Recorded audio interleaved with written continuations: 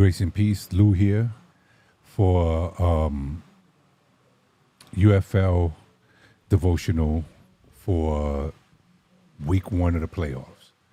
All right, I'll be reading from Romans 13, verses 1 to 3. And they read as thus: Let everyone be subject to the governing authorities, for there is no authority except from God, and those that exist have been instituted by God. Therefore, whoever resists the authority resists what God has appointed, and those who resist will incur judgment. For rulers are not a terror to good conduct, but to bad. Would you have no fear of the one who is in authority? Then do what is good, and you will receive his approval. This is the reading of God's word. Now, it's interesting that I chose this particular verses, especially for the fact that we just finished our election. Now, there are many that may not agree with who won or have an issue with whatever, but the one thing that here in verse 1, it says that there is no authority except from God, and those that exist have been instituted by God. So in other words, God is the one who places our leaders in the office. Now, we might think, especially with some who might think with the 4 years of Biden, how horrible the economy has been, or whatever. But in all of that mess, God still receives glory.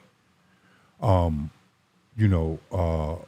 allows things to happen because men are sinful. You know what I'm saying?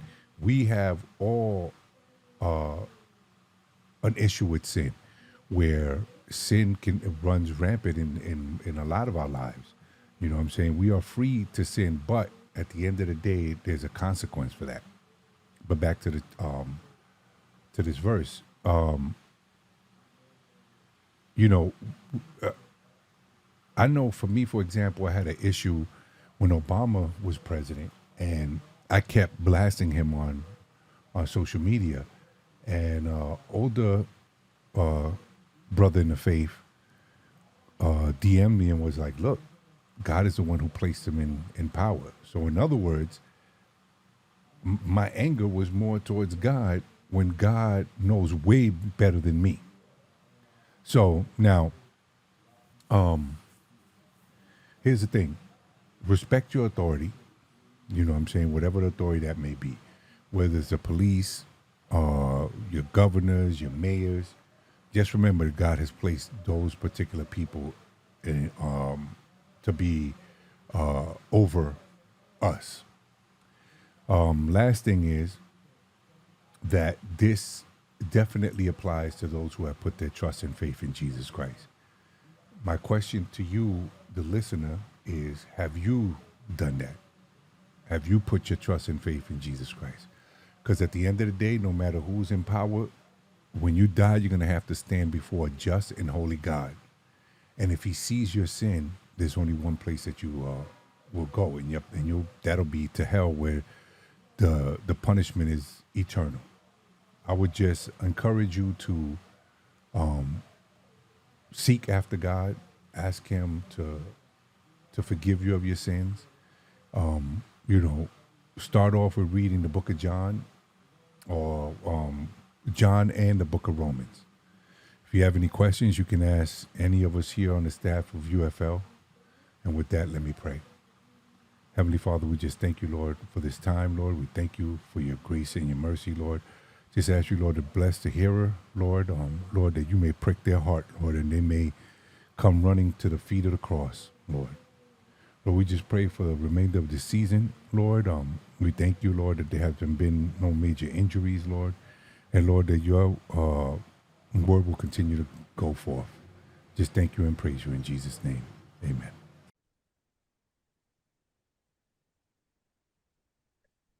All right, people. All right. Want to thank y'all guys for joining us, coming back with us on Real Tough Talk. Stephen J, Ghost, Lou's not going to be here. So me and Ghost got to carry the load. Hey, yo.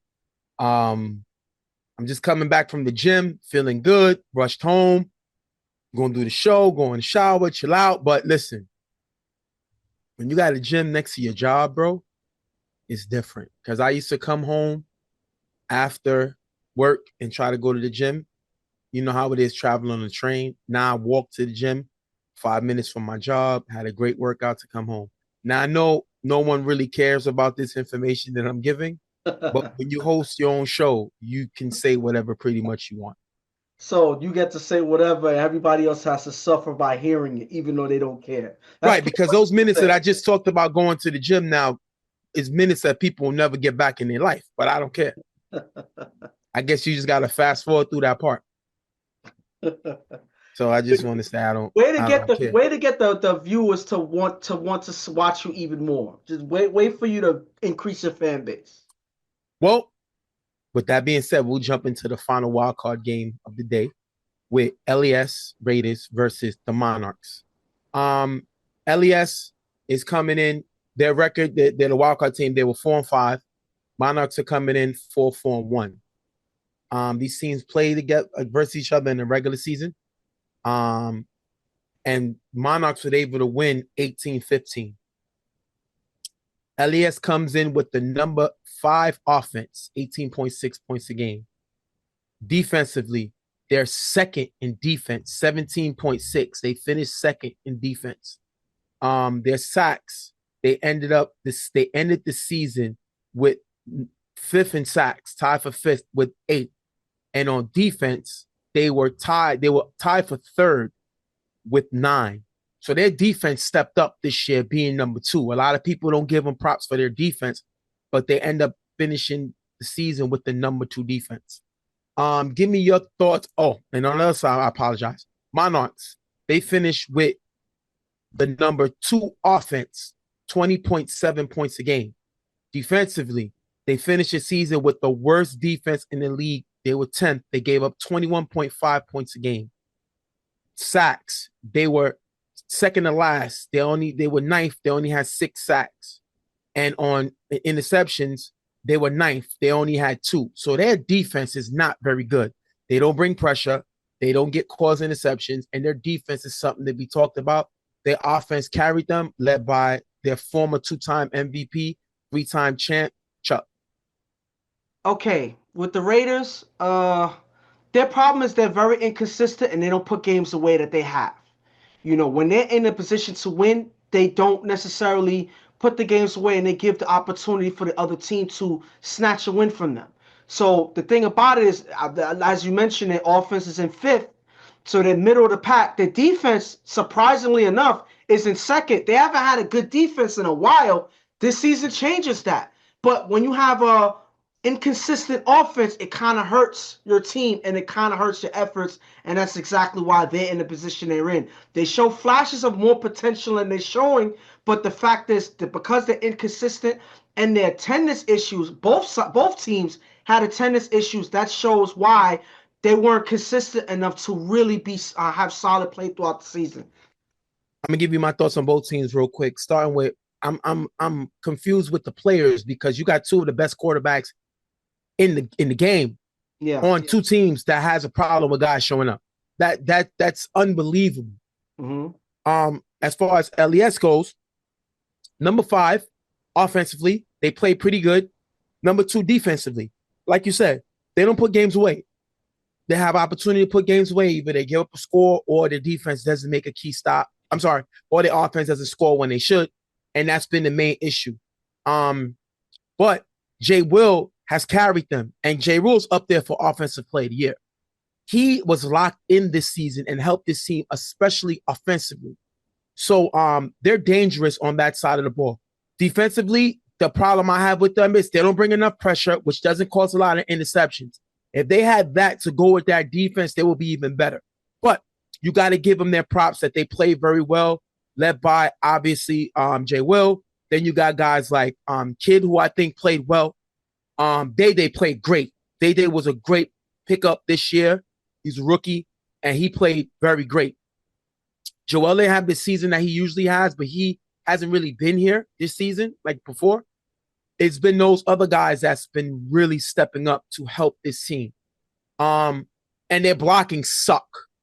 I seen Corey go under a lot of pressure a lot. I don't know what's going on with Book. I don't know if they need to look for a blocker because this team needs a blocker. On the other side, Monarchs. I don't understand how you can have one of the best quarterbacks of all time and have guys not showing up. They have been led by Chuck with the number 2 offense in the league, but their defense is the worst in the league. They cannot get interceptions. They cannot pressure the passer. They are terrible. They have 2 sacks this year. So they're horrible at rushing. And a lot of it was because Timmy was hurt. Mm-hmm. Because Tim got hurt, they couldn't pressure the passer. Mike was hurt. They couldn't pressure the passer. So that's the big key. And Akon has not really been here. A guy they brought in to blitz and help him on the defensive side of the ball. Hasn't really been here a lot. He's been here, but not like you expect. And I think that's the issue. But like I said, these teams played each other and Monarchs was able to come away with the win 18-15. Now, Monarchs are going to come in and have both their draft picks in J. Will and Corey. And on the other side, Monarchs will have both their draft picks in Chuck and Akon. So we're going to see a classic this game. We're going to jump right into it. Mm-hmm. All right, we'll jump right into the game. First down, Corey is blitzed and sacked by Bell. If you look here, Bell fights through Book and just gets the sack. Now listen, this is my problem. Book really hasn't been here. Book needs to get it together and decide what he want to do. Is he going to play ball here? Is he going to help his team out? Because they missed him. I seen Corey get demolished in that game versus Primetime. And now Book is here and he still can't block Bell. If Book is making his money on blocking, he needs to give his money back because this is not effort. I seen him play well before. Now it seems like he's digressed and Corey already gets sacked early in the game by Bell. Second down, Corey throws the kid open in the gap, getting him to the 45-yard line. Third down, Corey blocking by Joel. Bell misses the tag as Corey throws a Simon short gain and the first down. What do you think, Ghost? Was this a tag? I think that that this was just a missed tag. I think that Corey just gets the ball off. Listen, Bell got there, but it looks like Corey just was able to get by him and make that throw. So Corey being able to move and get by just in the nick of time to make that throw, he's going to need to because, again, he doesn't have solid blocking. So he has to be in motion at all times. Otherwise, they're going to corner him, box him in the pocket. He doesn't stay still, and he's able to get that pass off. Second down, Corey is blitzed by Akon, blocked by Joel. Corey throws the Simon in the gap, incomplete. Third down, Corey on 4 rush, throws a Day cutting in the gap, getting to the 25-yard line. Fourth down, Corey on 4 rush is sacked by Aaron before he could get the ball off. Turnover on downs. Great stop by Monarchs. Great pressure on Corey. And that was pretty much the name of the game on that drive. Pressure Corey and force him to make passes through the coverage and through the pressure. And Corey's not one quarterback that can always do that. They catch him on this one and force a turnover. Wait for Monarchs to lock up and play some defense. And this is something that they needed all season. It's good that they finally start to show life on that side of the ball in the playoffs. All right, Chuck gets the ball back. After getting the first down, Chuck is blitzed and sacked by Joel. Great that they brung pressure. This is what, listen, they're doing it right back. Now, LES was not top-notch in sacks. They were tied for 5th. But they are trying to bring the pressure. They're going to do the best that they can. Unlike the Monarchs not a good blitzing team, but LES is. They come up with a sack there. Second down, Chuck throws deep to Timmy on the sideline. Timmy stops running. The ball is almost picked off by Day. Third down, Chuck rolls left, throws deep to Mel on the sideline. Almost picked off by Day, but knocked out of bounds by Meek. Monarchs have to punt. Listen, they are not going to let Chuck beat them downfield. Not with these guys, not with Mel. They know what Mel did this season. So they were there. The other one with Timmy stopped running. Once again, Monarchs, it's amazing that they had the second offense in the league when they've always looked like they're not on the same page with Chuck, and Monarchs have to punt. Man, that says a lot when an offense that's not necessarily always consistent is still number 2 in offense. That shows that they were performing well beyond a lot of other teams, even though they had their own struggles. Third down after 2 plays for a decent game. Corey is blitzed by Bell, blocked by Joel. Corey throws a J-Will in the gap. That's going to be dropped. Raiders have to punt. They're going to punt and make Monarchs go 4 and out. Joel got to catch his ball. That's a huge drop. He gets the big bucks. Not really, but to make the plays. He got drafted to make these type of plays. Elias drafted him a few years ago, first round. Now, they drafted him second round this year, but they know what he's capable of doing. And he's been money all season offensively. He can't make these mistakes. And not only is it a drop, it forces them to have to punt. That's a big drop by Jay Will.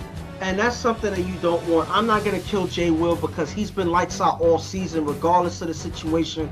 So, yes, even the best of them drop passes every now and then. The fact that they dropped it on a third down play that was big that they needed, that hurts even more. But I'm not going to kill Jay Will because this is just one routine drop. And hopefully they're able to recover in the next drive.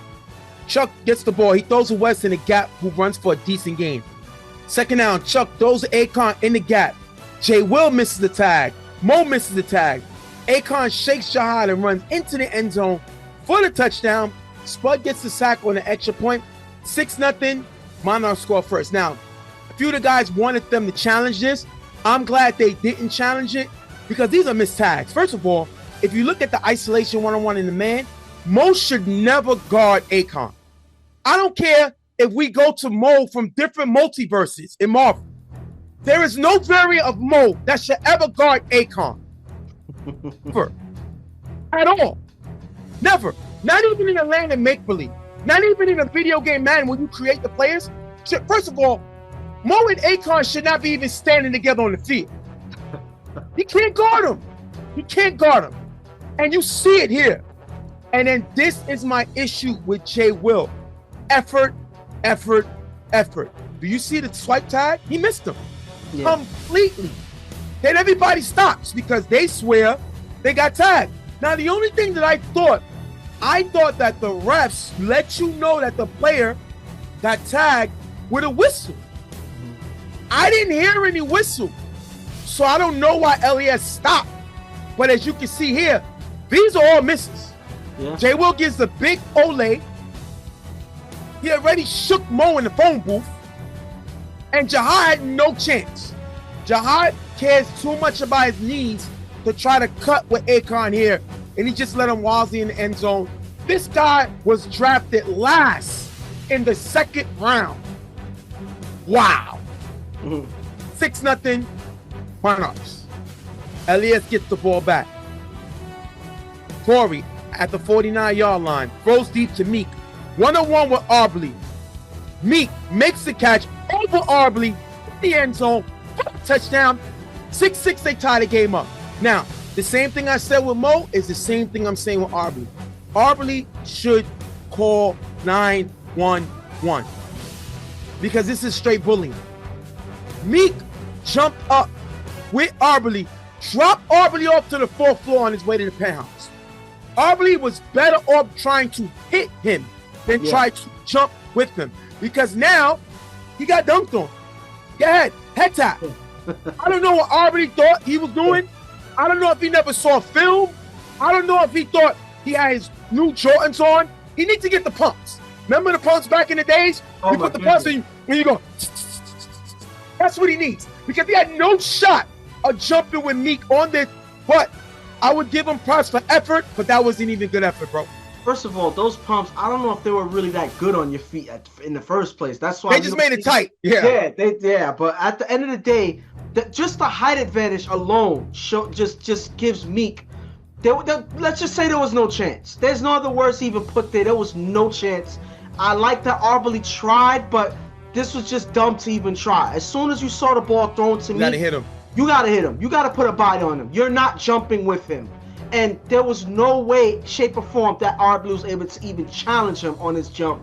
That was just a smart play by Corey seeing a one-on-one and he went after Arbley and take a shot, and he's able to get that touchdown there. Well, this is why the Monarchs defense is bad. Their matchups are horrible. And Corey makes them pay. 6-6 tie. Chuck gets the ball back. Second out the 49-yard line. Chuck throws to Timmy open on the sideline for a nice gain and a first down. If you look here, no one is guarding the outside, and you know that Monarchs are happy to get Tim back. Tim is a former championship MVP, and they finally got him healthy. Hopefully, they can keep him healthy for the playoffs. But that's a great play by him. Second down, Chuck scrambles with blocker from Timmy. It's still sacked by Spud. Good defense by the secondary. Chuck had nothing. And this Raiders defense, which is the number 2 in the league, was able to bring pressure and shut everything down. Great sack there by Spud. And from basically what you said, that was a coverage sack. Guys were not open. That gave the opportunity for Spud, and I believe he rushed in with Kidd to get that sack. My thing is, when you have coverage that's good, that you don't have no options, that leaves the quarterback forced to scramble, and that gives the guys rushing in an opportunity to get the sack, and that's exactly what they do. Third down, Chuck will block it from Aaron. Throws it Freddie in the gap, incomplete. No one's open again. Monarchs has to punt. This defense is playing great. They make Chuck punt twice, and you got to give it to this LES defense. They're number 2 in the league for a reason, and these are the plays that they're making, Ghost.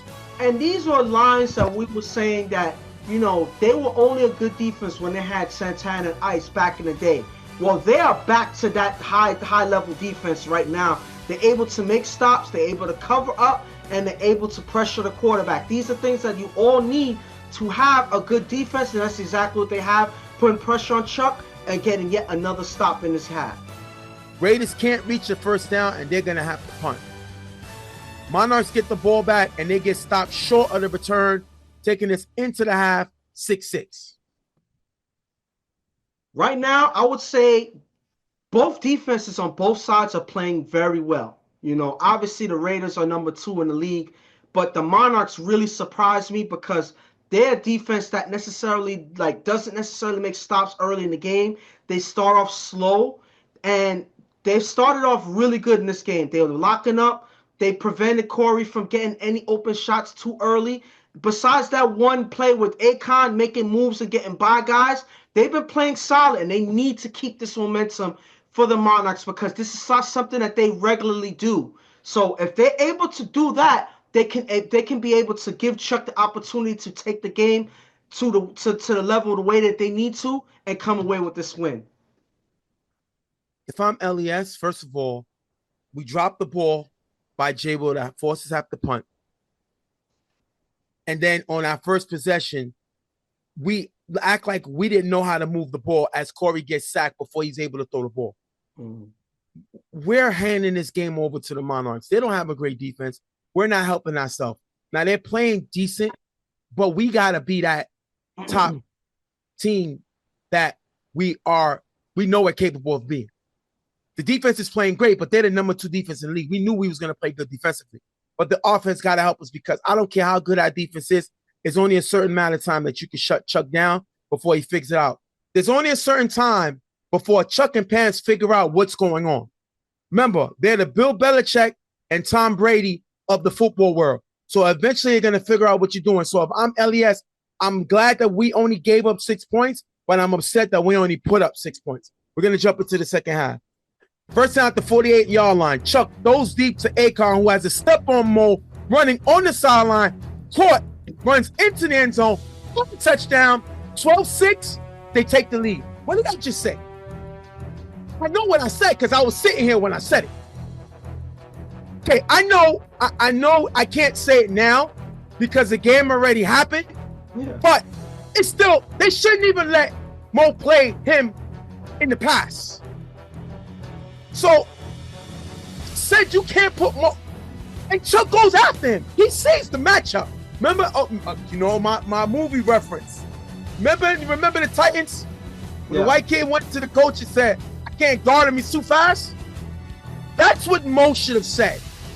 I can't guard him because he's too good. Because Mo, not only did he beat him with moves, now we beat him with straight speed. And Chuck and Pams should be arrested for abuse. This is why they made after-school specials for these type of abuses. 12-6, Monarchs take the lead. All right, first down at the 45-yard line. Corey throws to JJ open on the sideline, who runs for a nice gain and a first down. Got to get JJ involved in the offense. Good play there by Corey. Second down at the 10-yard line. Corey finds J-Will cutting in the corner of the end zone for the touchdown. Albany gets the interception on the extra point. 12-12 to tie it back. If you look here, defense in the man, and Leak gets beat by J-Will cutting on the outside. Well, Leak is not a good defender. I don't know if they knew that. I don't know if Leak needs to face facts because the film says it. You know what Leak needs to do? You know, you go to Alcohol Anonymous and say, hi. He needs to go and say, hi, I'm Leak, and I can't defend. That's what he needs to say. Go to Defense Anonymous because his defense he's playing like it's anonymous. He should go to defense rehab and say, "Hi, my name is Leak and I can't defend." Hi, Leak. yeah, exactly, Ghost. It's on film. It's on film. So either he's too lazy to play defense right, or he can't play defense right. Either or is bad for the Monarchs. Listen, they tied the game up 12-12. First of all, they locked up in a man. So once they lock up in a man in the red zone, I already said it for years, somebody getting beat, especially on the crossing route. And Jay Will was that guy. As soon as he cut to the outside, he was beat. There was no way he's getting him. And by the time Leak is able to respond, our ball is already thrown to him. Shout out to Dawn. She had a good shot here with Jay Will cutting to the end zone. And it seems like she's always in the right place at the right time, getting some of these great shots in these playoff games. Shout out to her. But that was just a cooking by Jay Will, because he was definitely cooked on that play there. And Leak is a bad defender. Why would you go up against the LES best receiver? Yeah. Jay Will possibly could be the offensive player of the year, and you felt good enough to guard him? I want that type of confidence or that type of drug. We're gonna go Monarchs get the ball on 4 and out. First down, Chuck gets blitzed by Day. Chuck just gets the ball, pitches to Akon in the gap for a short gain. Raiders challenge the play. What do you think, Ghost? And we looked at it a couple times because this was a close play. But if you look, it looks like Chuck just pitches the ball before Day can confirm the tag. And yes, that was a good call by the refs. The play stands. But understand how close this was. This was a great blitz by Day, forcing the play to come out, only getting some short yardage. Regardless of if they got short yardage or not, that was a successful play. That was a successful blitz by Day. Way to catch him off guard and force Chuck's hand to get that short yardage there. But if it was short yardage and they're going 4 and out, why challenge you? That's a good question. Like, just because you got challenges, that don't mean you throw the flag. I know the flag is red and y'all might like the color, but you don't got to throw it on the field. This is a bad challenge. Yeah. Because if you win it, it's only a few yards back. I'm not challenging this. But they wanted to prove so bad that the refs was wrong that they challenged a play that they didn't need to challenge. I don't care about that. But they lose the challenge anyway, and that's going to cost them a timeout. Second down, Chuck with blocking by Akon, throws a tie, get him to the 10-yard line, and Kid is ejected for cursing half the distance to the goal. That is a horrible curse by him there, and he gets ejected. He's not only a good defender, he's a good offensive player, and now they lose him for the game. And that's unfortunate because he's one person that helps with the blitz, the rush.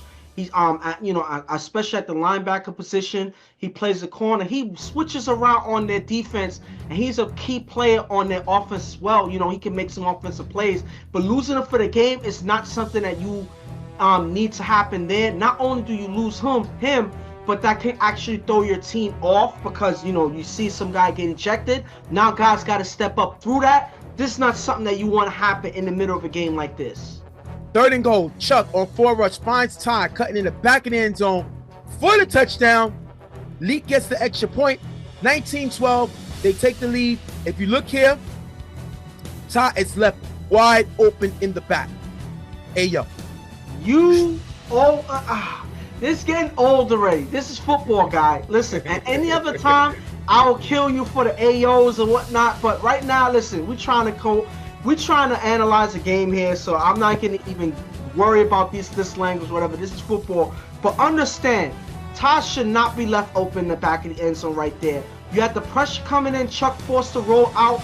He had one option, and that was Ty. Nobody was able to lock up. It's like he went invisible on that in between that defense, and because nobody picked him up on his route, Chuck was able to find him in the back, wait for them to score right back. Wait for them to score right when they need to, taking advantage of a mistake on defense, and they take the lead there. Well, Ty gets flagged for cursing. I don't know why he's cursing. He just scored. I guess he's in a giving mood, so he decided to give LES yards. He's hype, man. He's hype. First down, Corey with blocking by Spud. Rolls right. Throws to Day on the sideline. Day steps out and comes back in for the catch. 5-yard and lost it down. If you look here, Aaron throws Spud like a rag dog. I like Spud. Listen, Spud could play basketball. Spud could play football. Spud could rap. Spud could do everything. Spud can't block. Now you could call him like Bo. Bo knows this. Bo knows that. Yeah. Spud don't know blocking. He should never block. He shouldn't go to a block party. Ugh. And at the end of the day, what Aaron did right now, I'm surprised ACS didn't come. Listen, he literally got that baby out the street. He literally threw him to the sideline, threw him out on the sidewalk, preventing him from getting hit by a car. You know, he's looking for his safety, man. He's getting him out of the way.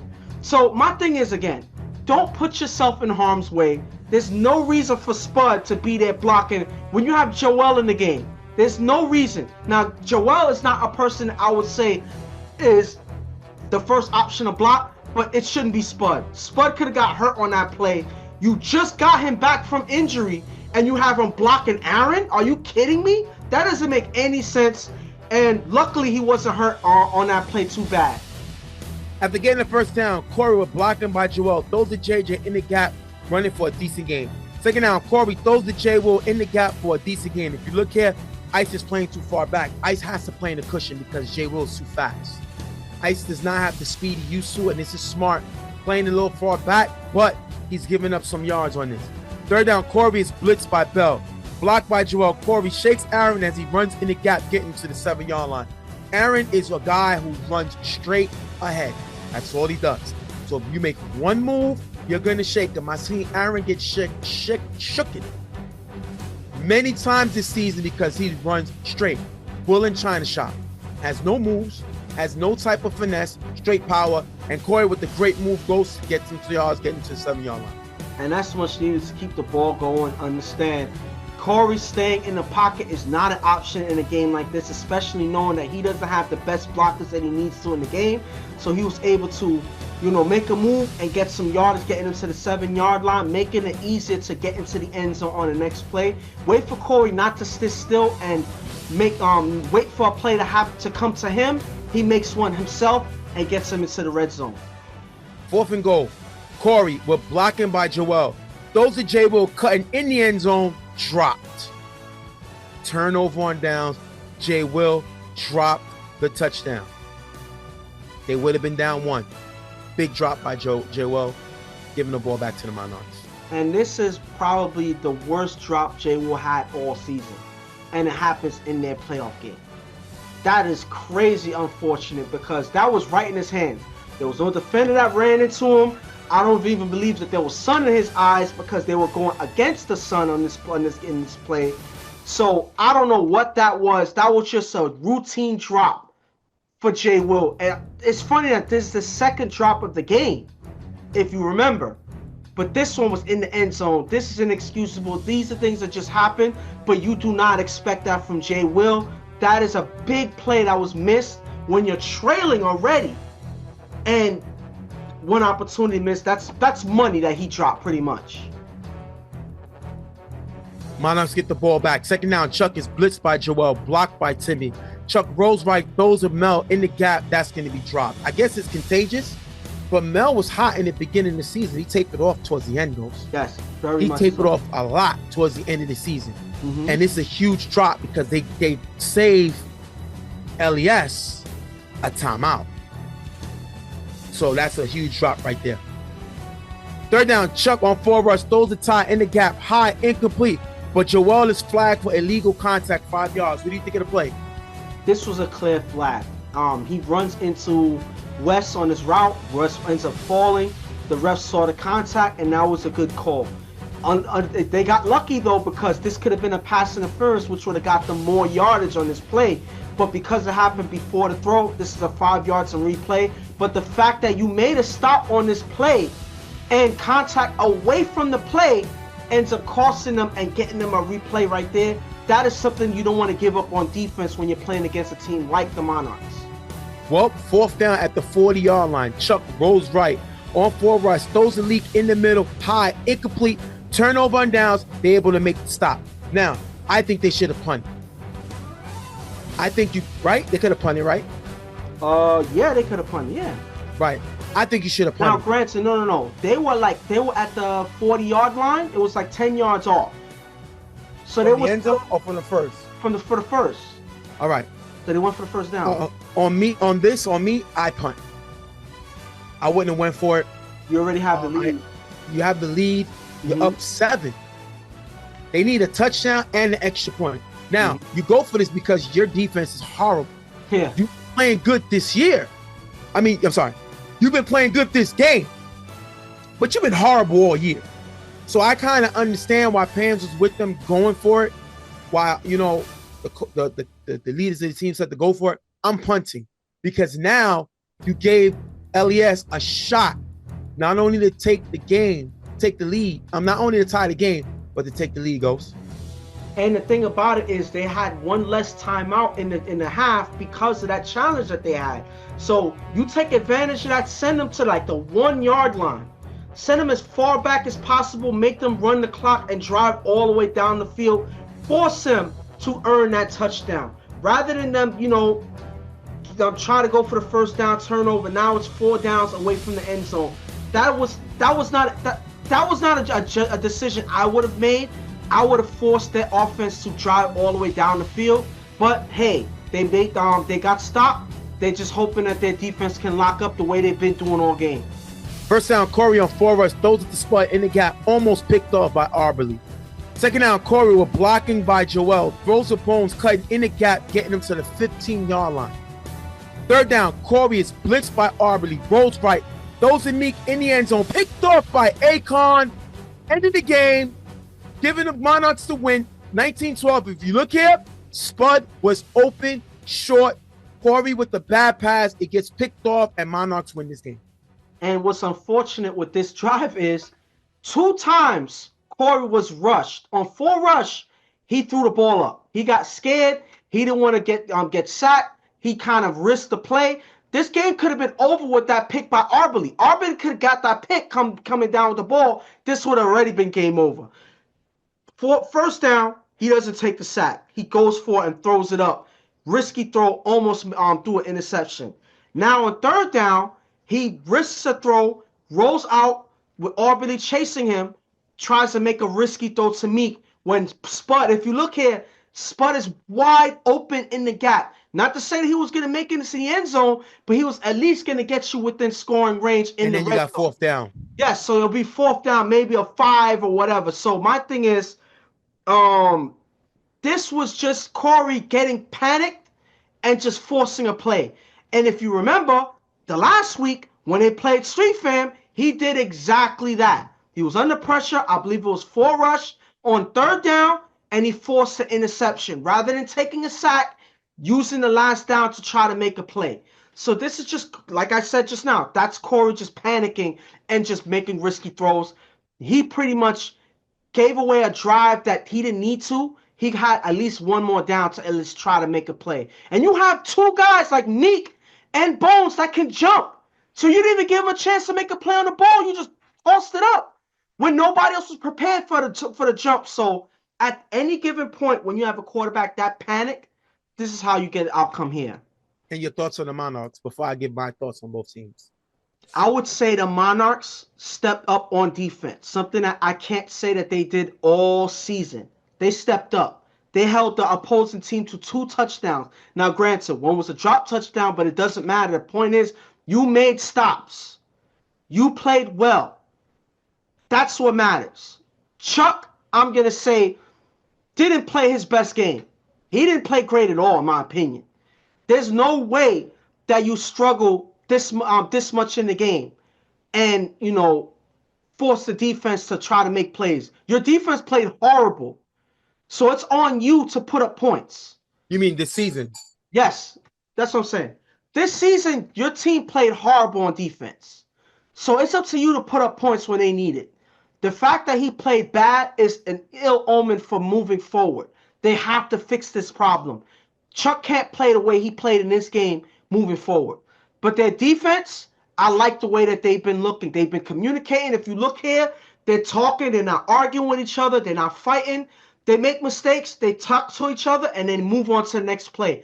That is a communicating defense that you need throughout the playoffs. They don't have that, and they don't communicate the way that they've been doing. They're gonna be out in the next game. I'm sorry, I'm kind of running along, but my final thought is Akon stepped up this game. 2 touchdowns and an interception. Him being here made a big difference for this team, and you're gonna need him moving forward in the playoffs to play on this level. We'll give you the Monarchs first because they won.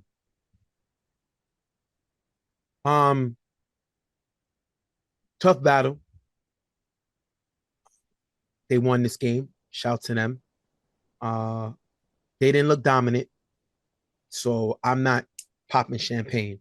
But this is just another level they had to get past, and they beat a competent and a formidable opponent in LES. So this is a good win for them, but I'm not hanging my hat on this because their offense looked bad. And for this team to have the number 2 offense and they struggle this bad doesn't look good. Now, they played the second-ranked defense in the league, so you expect it to be a little difficult, but it was really difficult for them.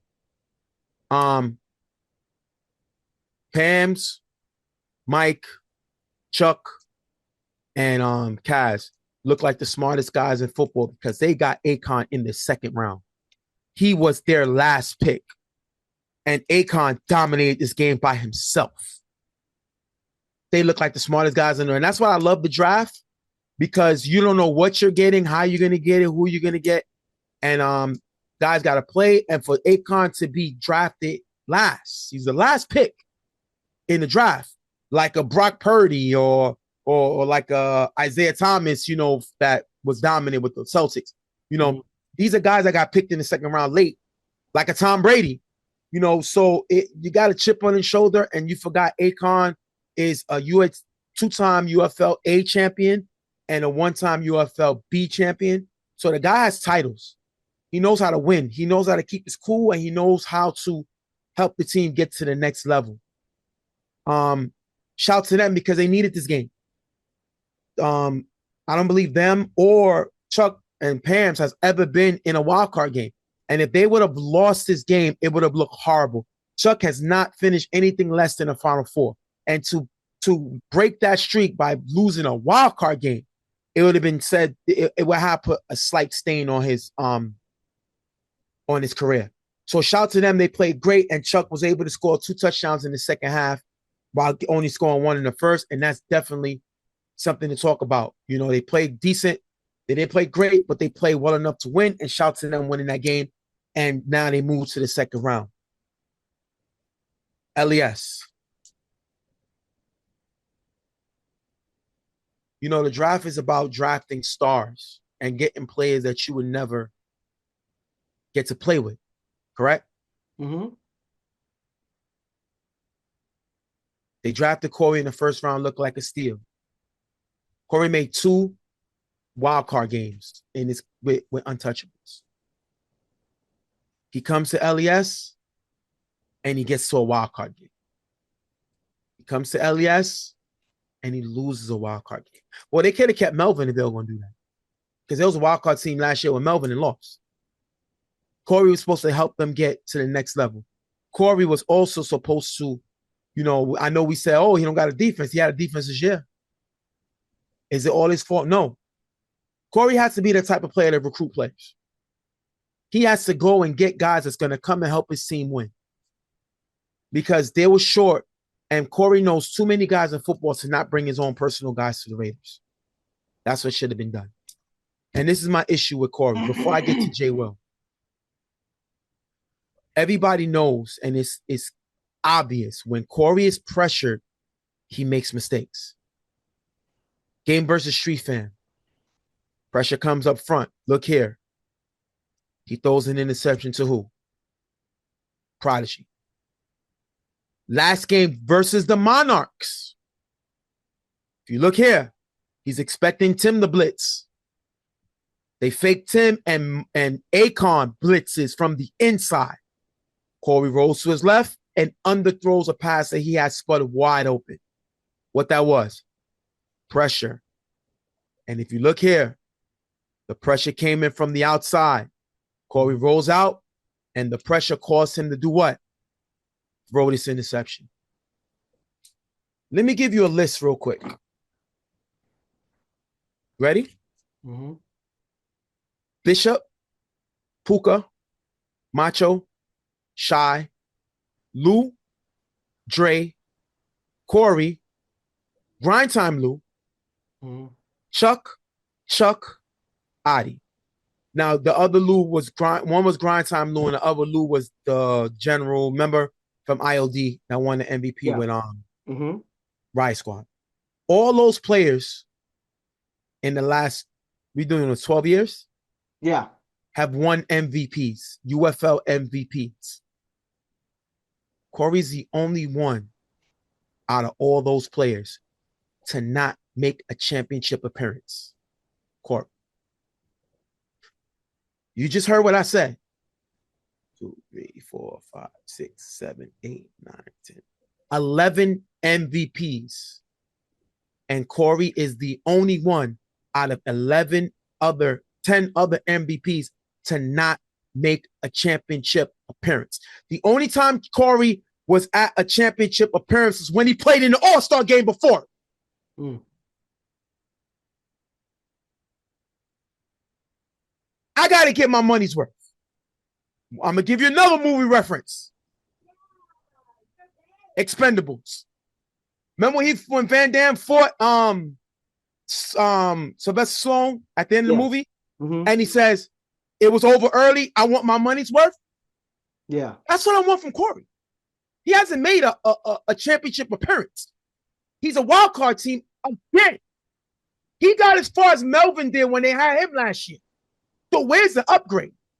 You were supposed to, JJ step down as quarterback. They're taking this team to a championship. To step up before Corey because he left the other time. And Corey got him to a wild card game. Is it all Corey's fault? No, it's not. But he's a part of it. These two interceptions I showed you, and this one bad pass, is all when you bring the pressure forward to Corey. He's too talented to make this game so difficult. You're the professor. Well, if you're the professor making these mistakes and can't break down the defense bringing pressure, then I need to transfer from your class. Or what are you teaching? Hmm. You're making the same mistake. The same mistake. And we're not getting there. I'm tired of Corey is one of the best quarterbacks that UFL has had. Not going to take that from him. But you got to make a championship, my guy. You have to. You got quarterbacks that's been there and you haven't. Like, come on, man. What are you doing? Like, you got to want this. Mm-hmm. You got to say, I'm trying to be better than all these guys. Not, hey, we get them next time. If you're not going to have the passion to lead us, then don't lead. Stay home. Yeah. You're too talented to make these mistakes. You are. They call you the professor. And you can't break down the information? Something is wrong. Jay Will. I always tell you this guy falls out of bed with more talent than a lot of people have in their whole career. But this is the Jay Will that's the other side. You drop a touchdown, you drop a first down, and you miss this tag. I'm going to show you all 3 plays. You drop a play that would have got you closer to a first down. Right here. You drop the play that would have got you 6 points. Right here. But that's not my problem. Because this year, he's been one of the best, if not the best, offensive player in the league. But this is my issue. This play right here with Akon. You see that tag? You see the whiff? You see the lack of effort? This is my problem. This is my problem. I respect the guy's talent, but you got to be ready to play, every down.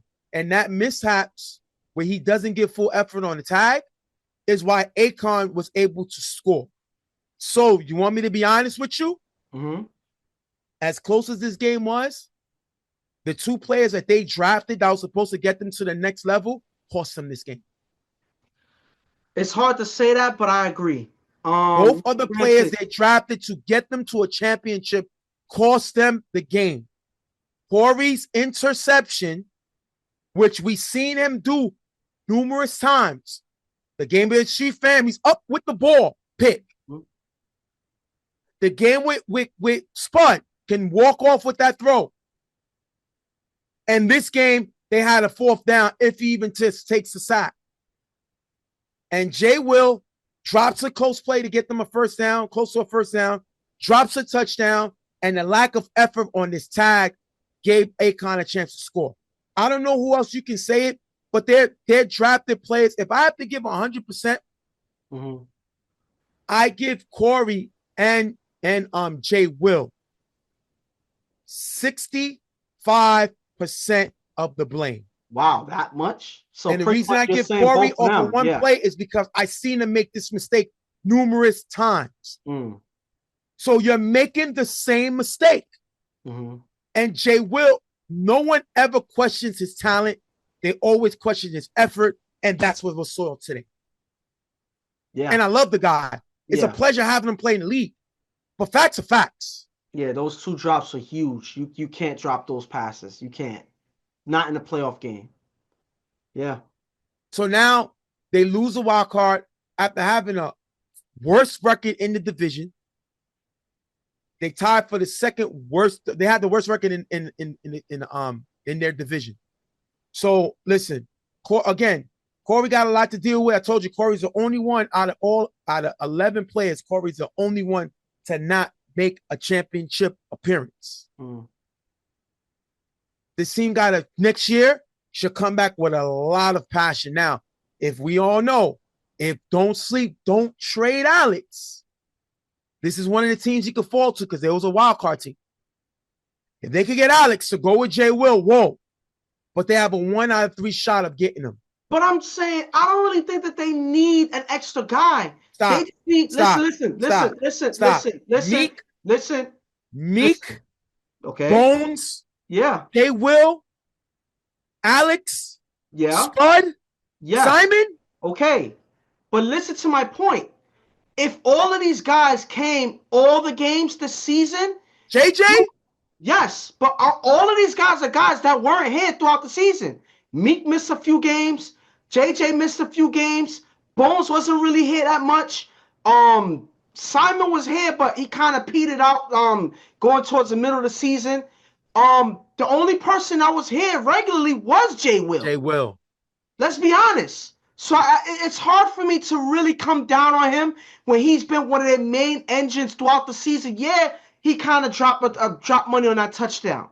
You know, am I gonna say, oh, they need help, they need backup now because they came up short in this game? No, they just need all hands on deck throughout the season. If they have that, I think they would have had a stronger season. They probably wouldn't even have to play a wild card. Let's be honest. That's my belief. So at the end of the day, yeah, of course you want to have extra backup and whatnot, but I don't think that it was necessary. I don't think that it was really needed. Attendance, regular attendance is what they really needed throughout the season.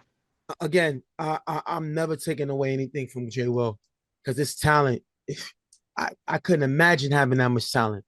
But this effort, you know, like I said, 2 drops and the tag. I'm more frustrated with the tag. Drops happen. The tag that he barely showed effort on the tag is my frustration.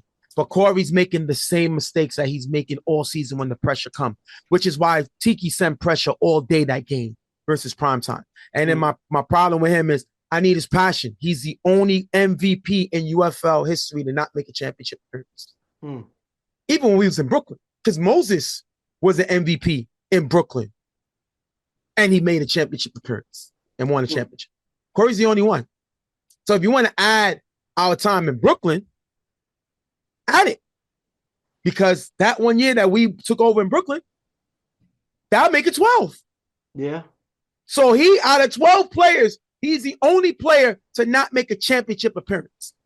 He got to want it more. He has to want it more. He has to want it more. And he has to make these guys come. You are the lead of this team. You need to have more of a say-so on what's going on with the team.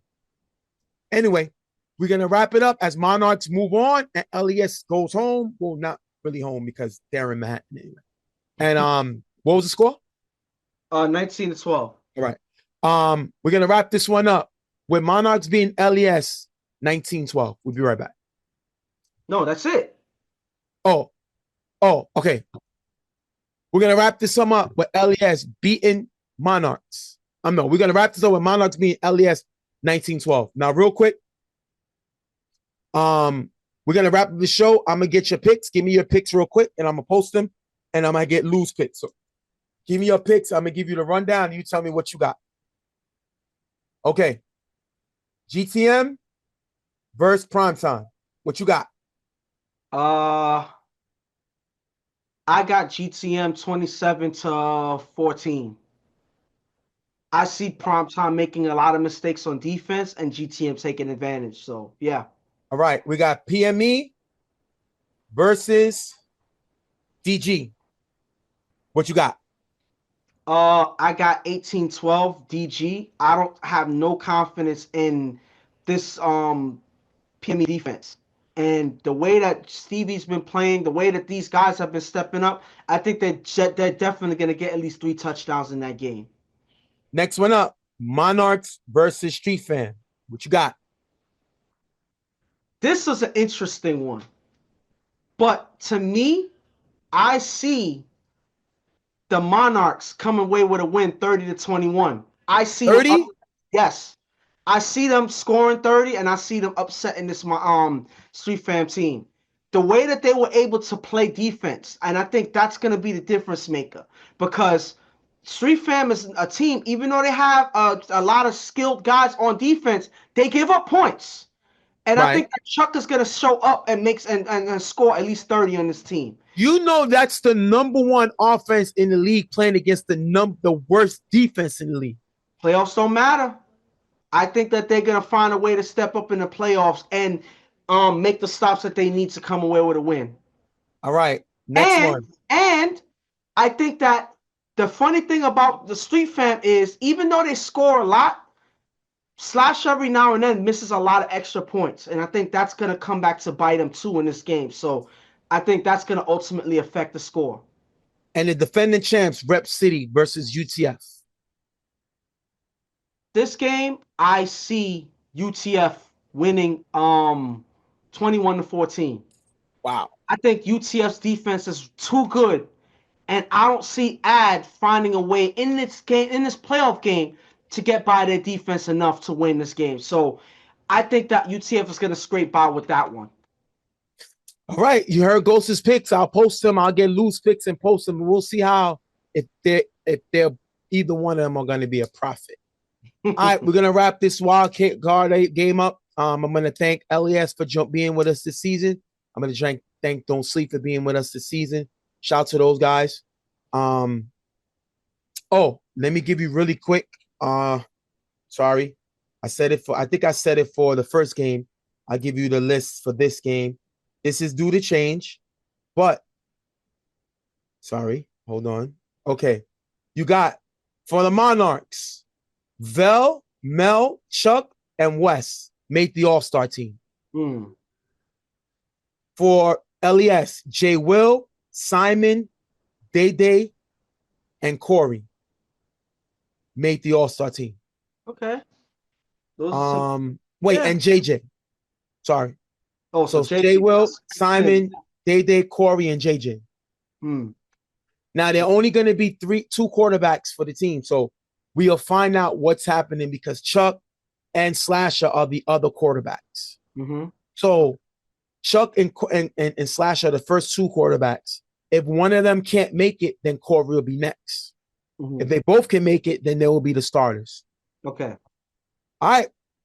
I'll post that. We're going to wrap this one up. Shout to everybody. See our guys at the Elite 8. Like I tell you before, man. On behalf of Real Tough Talk, I'm Stephen J. My partner Ghost. Shout to our partner Lou. And like I tell y'all guys every week, if you keep God first, everything else will fall into place. We'll talk to y'all guys soon. We out of here.